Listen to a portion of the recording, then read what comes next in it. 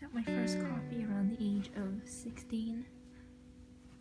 After that, I could never be seen without a coffee. A Dunkin' Donuts cup just followed me wherever I went.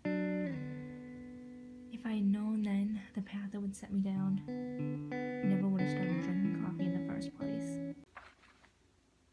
My name is Julia Carolan.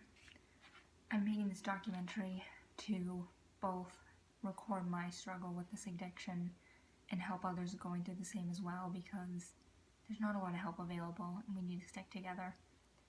I picked up my first coffee at the age of 16 just because at my work, that's what all the other kids did and I wanted to fit in. I honestly didn't even like the taste of it at first, but I got one every single day before work because that's what the cool people at my work were doing. Now I can't go a day without having at least two. By the time 1 o'clock rolls around, if I haven't had my first one, I get really bad headaches and I start shaking. It's funny actually, during my first job, my mom was the one driving me to these coffee shops because I couldn't drive at the time. I feel bad I dragged her into this and I've ruined a lot of relationships because of it. I feel like I enabled Julia to turn to coffee. I used to drive her and buy her coffee for her, and I feel like I'm the cause of her addiction. That must be a lot of guilt weighing on you. It is. I feel like an enabler. I had to go to adult children of enablers, coffee drinkers. Julia always is taking money and putting it on the Dunkin' Donuts app. I find Dunkin' Donuts cups everywhere. I don't know if she was drinking that much, but I guess she is. It has become a problem. She just thinks it's normal to drink that much coffee.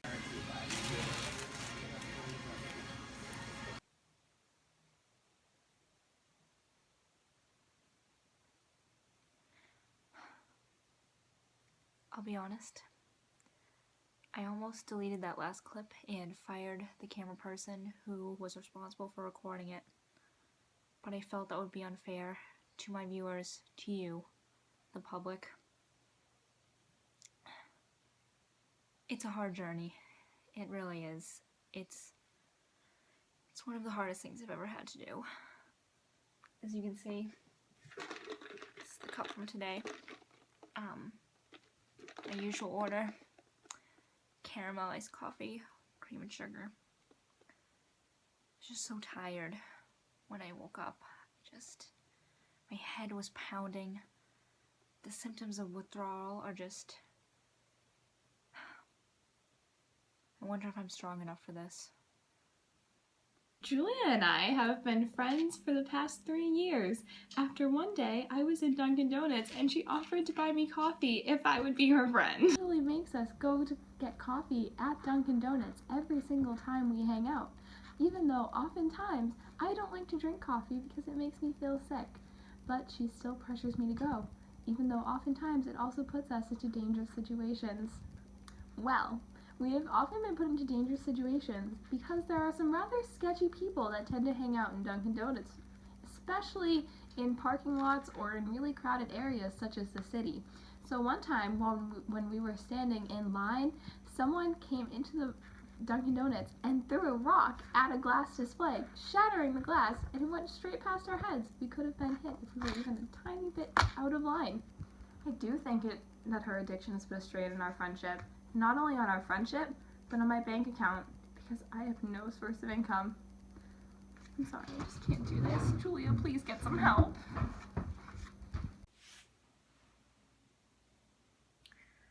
Interviewing my friends and family was very eye-opening.